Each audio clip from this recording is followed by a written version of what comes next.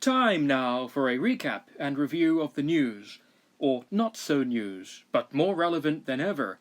Victoria Premier Daniel Andrews and New Zealand Prime Minister Jacinda Ardern fall back on their old respective communist playbooks. This is the channel Fletcher Hamilton, and I'm your eponymous host, Fletcher Hamilton. In spite of everything going on in the world, I try to narrow my focus onto New Zealand, but for the purposes of this video, we'll start by looking at the state of affairs across the pond, in Australia. So, Melbourne, in the state of Victoria, is home to 5 million people, while the state itself is home to almost 7 million people.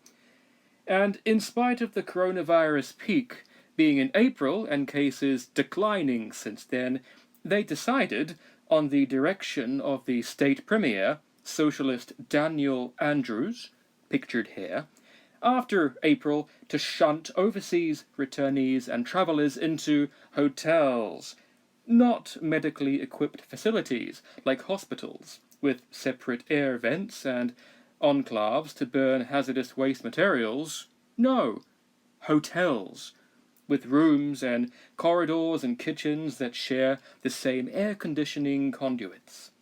And to guard their quarantine, they decided to hire private security guards. I say guards using ironic air quotes that I know you can't see, but it's impossible to describe these morons as guards without irony. From online, Craigslist, I heard, but don't quote me on that. Resulting in a sex scandal. And thus the government, to the surprise of nobody with a brain cell or several between their ears, made the outbreak worse. Because that's what governments do when they dabble in economic or fiscal or social or personal affairs. They make things worse. Just like I would do if I had to tune the car. I don't know jack about cars, and so I'd make it worse. Therefore I don't immodestly pretend to have knowledge I don't. Dan Andrews. What a piece of work. I want to say S-H-I-T, but let's keep it PG rated and say, what a piece of work. The dude is apparently in love with China, or more appropriately, the CCP. Not Chinese heritage or culture, but the CCP. Things like communism and economic ties to the communist CCP regime, all but desperate to advance Australia's Belt and Road Initiative. And apparently sees fit to model Victoria's closure and city lockdown on the kind of strategy the CCP leader Xu Jinping would implement. Fines of up to $5,000 in the street, military-enforced curfews with the Australian Defence Forces called onto private homes to ensure the occupants are in residence, and not outside. Apparently over 3,000 door knocks were conducted as of April 6th. Yes, I'm a bit late again in my response, so it's probably way higher now.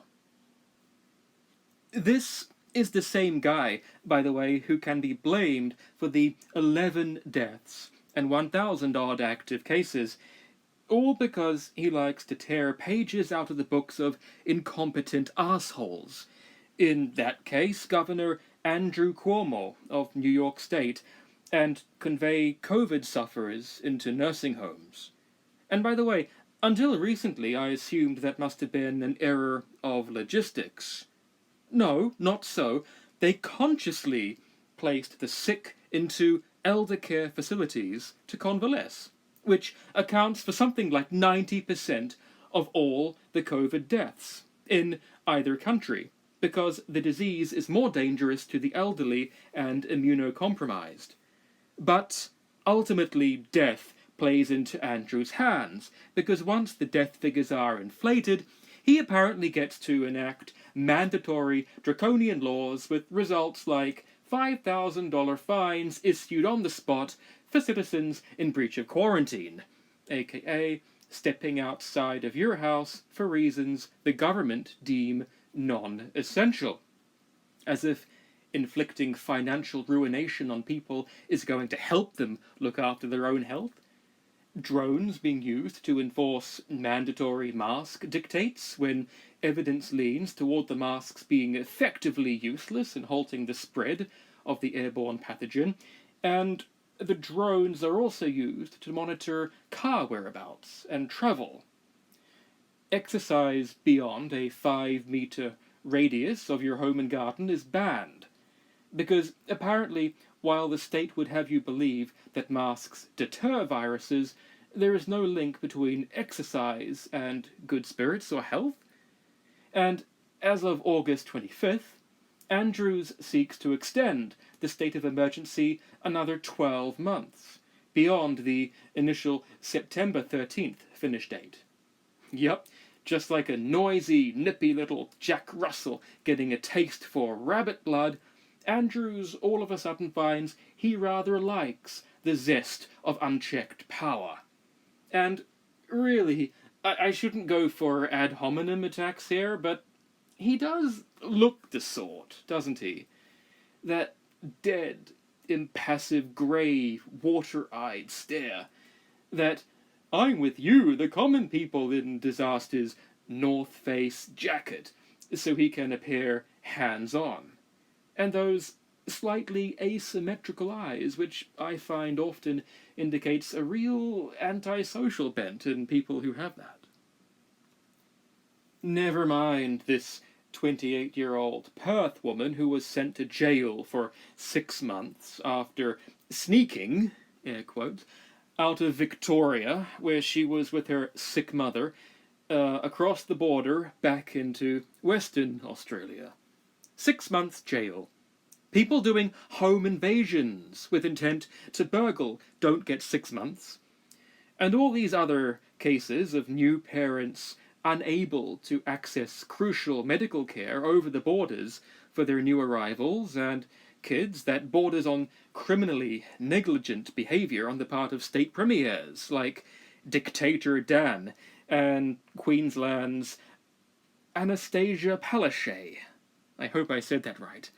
And the farmers who can't access their livestock to feed them.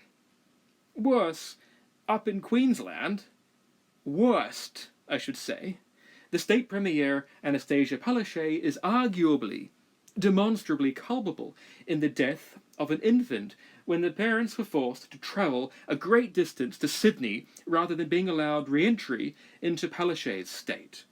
See, this is where poor leadership becomes literally lethal.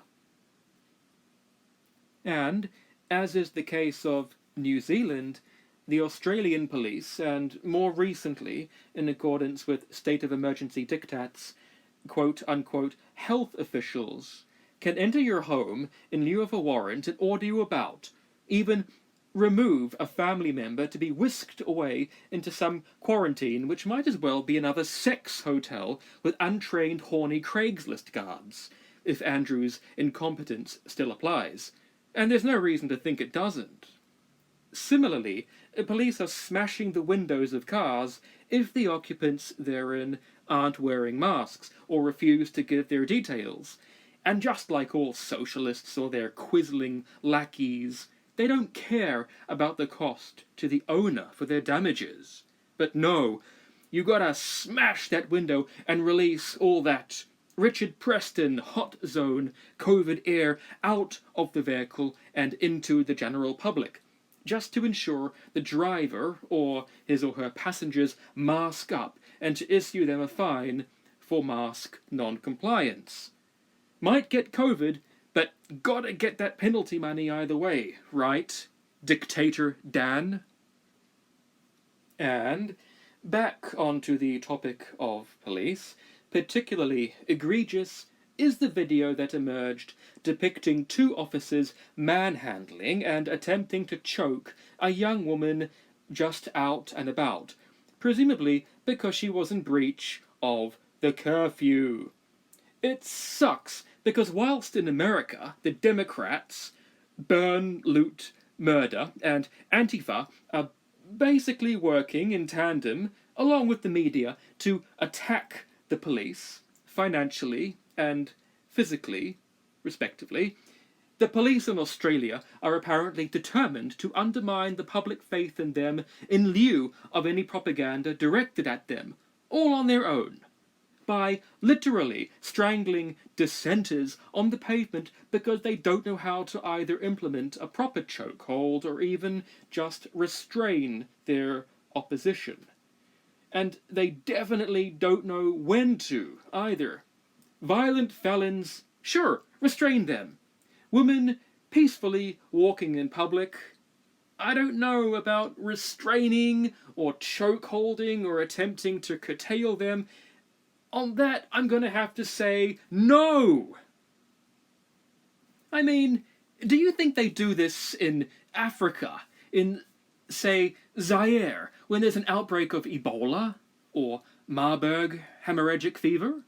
Rugby tackle someone bleeding out of every orifice because you have to stop their movement, even though in doing so you'd probably get drenched in infected blood and catch the disease. Do the police really believe this is some kind of dangerous malady disseminating in the air? Because that video suggests that they don't believe it. I've said it before, and I'll say it again. Mass unemployment, missed elective surgeries and disease screenings, anxiety and increasing substance abuse and dependency and associated overdoses, and the resulting suicides and the inability of individuals to look after their own health in an economic depression. In short, the response of the government to the pandemic is going to cause far more death and misery than the virus ever would have hoped to have done so if it was left unchecked. Andrews, you're a slimy wanker. You single-handedly caused billions, if not trillions, in lost productivity and damages that will take generations to rectify in a disgusting but sadly typical display of Labour socialist stupidity that would have made Whitlam blush. Screw you, and screw your stupid, cum-stained North Face jacket. Back in New Zealand, and never one to be bested in terms of fanatical autocratic responses to the most minuscule of predicaments, Jacinda Ardern has decided to throw Auckland into a state of high anxiety by blockading the city after a dozen cases popped up. Apparently, Mr. Ed and Drag thinks it's sustainable practice to lock down and economically curtail the country while she plays whack the rat with cluster cases. But we all know that socialists don't care about pesky little contrivances like the little old economy, because they don't know what an economy or money actually are. Oh, money? The GDP? That's just stuff that other people have to worry about producing and propagating. I just make the policies about how I think the money should be directed, and especially at whom, because I'm so very compassionate. And, not to let that Bolshevik broadsheet, the New Zealand Herald, off the hook, here was their story praising some Antifa-looking loser in a black paisley bandana trying to undermine an anti-lockdown protest. Damn, these Trotskyist traitors in their stupid black regalia, thinking they're anti-establishment heroes and not realizing what damned tools they really are. Lenin's eager idiots indeed, but at least Lenin and Trotsky were well-dressed. No stupid bandanas or Amazon-bought riot gear. But if this guy is for lockdowns, then why the hell is he out counter-protesting the protest? Oh yeah, that's right. It's because the left always advocate for rules that they think they should be exempt from. Because everyone else is a moron when they alone have the clarity of vision necessary for the ship of state to sail on an even keel.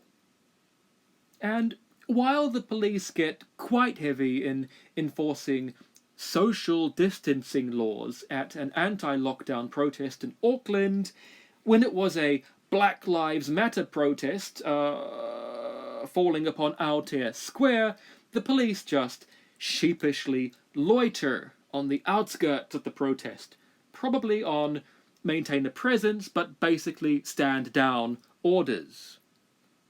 And as of the other day, the New Zealand Herald reports that those infected, i.e. those who test positive but feel fine, will be whisked away from family and detained, like in Victoria, effectively abducted to be put into a facility that isn't a hospital or a medical institution, but something like a hotel, because of Dr. Ashley Bloomfield.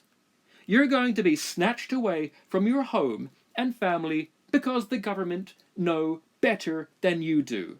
The same government who thought that they could make the country COVID-free by killing the tourist economy didn't understand that it would simply come back again, thus wasting everybody's time and money. The same people who failed once want you to think this time they really know what they're doing in kidnapping you to throw you into some grungy COVID-19 hotel with some other infected patients and probably some horny guards they found on Craigslist.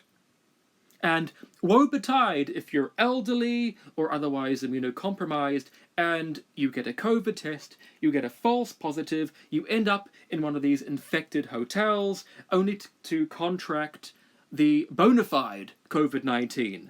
In that case, you're dead, and the government killed you.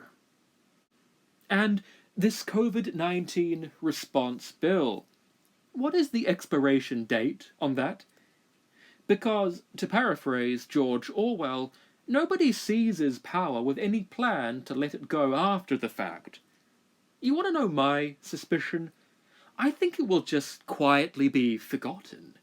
Never mentioned, never discussed, just forgotten.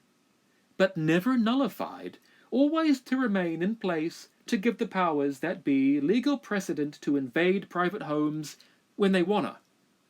Which the New Zealand lamestream media, the one bailed out by Jackboot Jacinda with $50 million of your taxpayers' monies, will be utterly silent about in every case. And just by way of a by, if the police in New Zealand have these sweeping powers to enter domiciles or dwellings without warrants or foundation, I'd expect to see New Zealand's drug supply and gang problems disappear overnight. And yet something tells me the police have priorities other than actually enforcing sensible laws. Famously, just two men in all of history, Washington and Cincinnatus, willingly relinquished their power once a crisis, in which they were granted their powers, abated. Okay, more, but you can count them on two hands. I can't imagine being in that position.